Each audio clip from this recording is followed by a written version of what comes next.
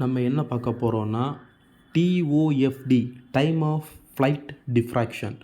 இது வந்து எங்கே யூஸ் பண்ணுவாங்கன்னா அல்ட்ராசோனிக் டெஸ்டிங்கில் இந்த மெத்தடை யூஸ் பண்ணுவாங்க. எதுக்குன்னா ஒரு மெட்டீரியலில் டிஃபெக்ட் இருக்கா இல்லையா அப்படின்னு கண்டுபிடிக்கிறதுக்கு வேண்டி. ஃபஸ்ட் மேலே உள்ள டயக்ராம் பாருங்கள்.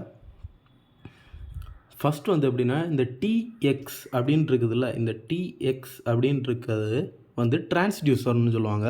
இது டிரான்ஸ்மிட் பண்ணும்.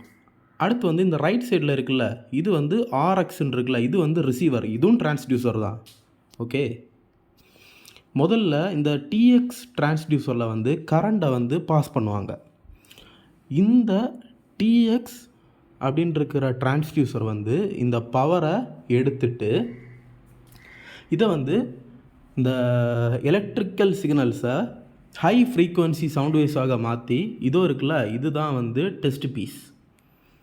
இந்த டெஸ்ட் பீஸுக்கு உள்ளாடி அனுப்புகிற டைமு உள்ளே போய் இப்போ ஏதாவது கிராக் இருக்குதுன்னு வச்சுக்கிடுங்க, அதில் பெட்டு டிஃப்ராக்ட் ஆகி இருக்குல்ல அடுத்த டிரான்ஸ்டியூசர், இது ரிசீவர்னு சொல்லுவாங்க. இது ரிசீவ் பண்ணோம். ஓகேயா, இவ்வளோதான். இப்படி ரிசீவ் பண்ண டைமு உள்ளே ஹை ஃப்ரீக்குவன்சி வேவ்ஸ் 3 வேவ்ஸாக பிரியும். ஓகே, மொதல் வேவ் லேட்ரல் வேவ். இந்த லேட்ரல் வேவ் இந்த டெஸ்ட் பீஸோட சர்ஃபேஸில் அப்படியே ட்ராவல் ஆகும். ஓகே, அடுத்த வேவ் என்னென்னா பேக்வால் எக்கோ. இந்த வேவ் எப்படின்னா இந்த டெஸ்ட் பீஸோட பாட்டத்தில் இப்படி பெட்டு ரிஃப்ளெக்ட் ஆஃப் ஆகும், இல்லைன்னா பவுன்ஸ் பேக் ஆகும்.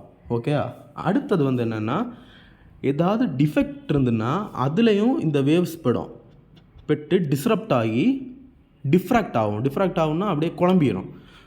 அப்படி இந்த மூணு டைப்பான வேவும் போய் இந்த ரிசீவர் அங்கே போய் சேரும். இந்த ரிசீவர் என்ன பண்ணோன்னா அதை மறுபடியும் இந்த ஹை ஃப்ரீக்குவன்சி வேவ்ஸை மறுபடியும் எலக்ட்ரிக்கல் சிக்னல்ஸாக மாற்றி என்ன பண்ணோன்னா டிஸ்பிளேக்கு அனுப்பி விட்டுரும். அந்த டிஸ்பிளேயில் காமிக்கும் என்னெல்லாம்னா எங்கெல்லாம் டிஃபெக்ட் இருக்குது இல்லை அப்படின்னு எல்லாத்துலேயும் அந்த டிஸ்பிளேலே காமிக்கும்.